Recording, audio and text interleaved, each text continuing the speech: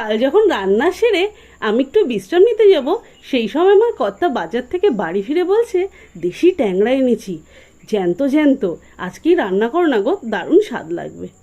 রাগ সামলাতে না পেরে কি করব ভাবছিলাম, হঠাৎ মাথায় আসলো কেন না ট্যাংরা মাছের তেল ঝাল রান্না করা যায়, তাড়াতাড়ি তো হয়ে যায় আর খেতেও লাগে দারুণ।